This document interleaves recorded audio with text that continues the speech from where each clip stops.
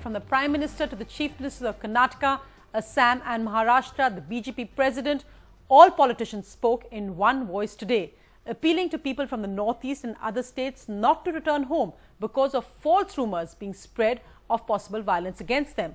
After special trains left yesterday from Bangalore and again this evening, the Karnataka Chief Minister met with representatives from the northeast and community leaders, also appealed for them to stay in the state. The Assam Chief Minister has also made an appeal for calm, saying that no one needs to return to the state.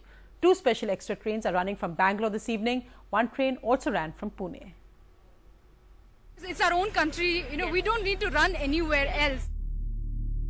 कोई rumour फैलाता होगा तो information immediately दे दो, ऐसा chief minister को एक appeal करने को बोला है और इमीडिएट एक्शन लेने के लिए भी कहा है। और नॉर्थ ईस्ट के लोगों को ये आश्वस्त किया है कि किसी भी तरह की हिंसा का शिकार वो नहीं होने देंगे और पूरी प्रोटेक्शन, पूरी सुरक्षा उन्हें प्रदान की जाएगी। There is no reason for anybody to be apprehensive, no reason for anyone to wonder whether they will be looked after or not. और मैं नॉर्थ ईस्ट के सभी विद्यार्थियों को और सभी लोग जो अलग-अलग स्टेट्स में उनको आह्वान करता हूं कि आप बिल्कुल सुरक्षित हैं, हम सब आपके पीछे खड़े हैं। Appeals for calm and a firm assurance that there is no reason for anyone to worry about their safety or security in Karnataka. The messages poured in after students were seen leaving from Bangalore for Guwahati, their numbers more than usual. But there have been no reported incidents of violence against people from the northeast anywhere. But the sudden heavy demand for tickets had the railway officials make special arrangements, and 2 special trains were organised. The Chief Minister, Home Minister, the state, the centre worked overtime to dispel any fear. Rumours caused a huge amount of panic among people from the northeast, both students and people working here.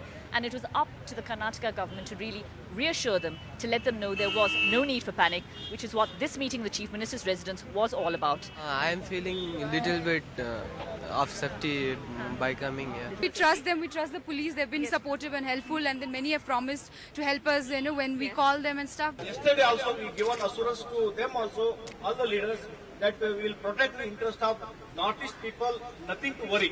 Bangalore is safe, Northeast people is safe. Further reassurance came after an inter-community meeting between Muslim leaders and representatives of the Northeast community. हम ये चाहते हैं कि वो आना चाहिए, क्योंकि सारे हिंदुस्तान को ये मैसेज जाए कि नॉर्थ ईस्ट के जो लोग मसाजिद में पनाह ले रहे हैं, ये सारे हिंदुस्तान को अगर मैसेज जाता है, ऐसा सोसाइटी बनाना चाहते हैं कि हम सारे मिलकर रहें। Thank you very much. So a message of peace and harmony being sent out to anyone who feels insecure. Amid appeals for peace and sanity from across India, regardless of party or community, the Intelligence Bureau and the Karnataka Police have begun a probe into the source of the rumours. As Indians, we need to beware. Don't believe rumours or give in to extremists. With Radhika Iyer, Maya Sharma in Bangalore for NDTV. Joining me tonight for the latest situation on this, because let me reiterate the message being sent from the Prime Minister to all Chief Ministers. People are safe. There is no violence. They're just false rumours. The larger question, who is behind these rumours and what is the situation now? Joining me on that, Nitin Gokhale from Guwahati, Maya Sharma from Bangalore and Uma Sudhir from Hyderabad. Maya, over to you, because we've already seen the Karnataka Chief Minister, the Home Minister, the DGP really lead from the front in trying to assuage sentiments and trying to allay these fears. What has the impact of all that been? Yes, really the government machinery was in overdrive to give reassurance to northeastern students and people working here from the northeast that all was well. It was the government, yes, but also a meeting with Muslim organizations. The students did meet with them also, and there was reassurance given. Ma'am, Shima, how did you actually assess the meeting with the northeastern students? Do you feel you were able to give them a sense of comfort? Definitely, it was a very productive meeting that we had at St. Joseph's College. We definitely reached out to the people and the students in particular.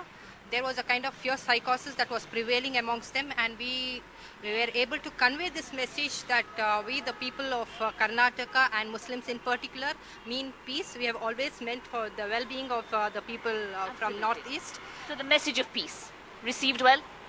Does the community feel somewhat reassured now? Yes, very much. In fact, when the police gave us the assurance, we're still skeptical because the police is the police. But now when the Muslim leaders themselves came forward and said, we'll come and speak to you guys, now that was a welcome step, and hence a big relief for all of us. Really, it's about quelling these rumors, stopping these rumors spreading around. That's really what's causing the trouble. One thing that I want to make clarify through this channel, the rumors and fact pictures in Facebook and other social networking by telling Tibetan Buddhist monks are killing Muslim people in Tibet.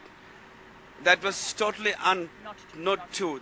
And actually that picture was during massive earthquake which was happening in Tibet. Absolutely. Untrue pictures, untrue posts, untrue SMSs causing this panic. But do you feel now that there has been some kind of sense of reassurance among the community? Some kind of reassurance is there, but I would also want to clarify something, that it's not entirely rumors, but some kind of sporadic incidents is happening. The verbal intimidations which is happening around. This is not entirely rumors as well.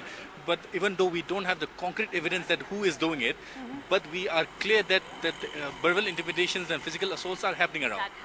That has to stop. Absolutely. So some sense of reassurance here in Karnataka from the government, but also from other organizations as well, from Muslim organizations, telling the northeastern students and the people working here, don't run away. There is no need to leave Karnataka. This is one country. It's your home too. Maya, I just wanted to ask also, because you know that a special train ran again at 8 o'clock this evening, and just pictures from there, and also again later tonight. In that sense, the railways are making sure that if anyone wants to leave, they can, but the clear message is there's no reason to actually leave. That is right. The government is trying to reassure them. We had the Home Minister at the railway station yesterday saying there was no need to leave. The police commissioner is there today. But if people want to go, the railways are saying they have the right to travel in some measure of safety and comfort. Yes, absolutely no need to leave the city, but many are being actually pressured by their parents. I think some of the students here were telling us as well. It is many times the parents who are saying, come home, just to be on the safe side, bring your children home. And we have had students appealing to parents of young ones studying here in Karnataka. Don't worry, let your students be here, let your children be here. It is safe. Things will be all right. Don't force the students to come back home. India's #1 news app just got even better. Download NDTV's new app. Fully optimized for retina display. Full screen view. Faster response time. And Sudoku. NDTV's new iPad app. Download now.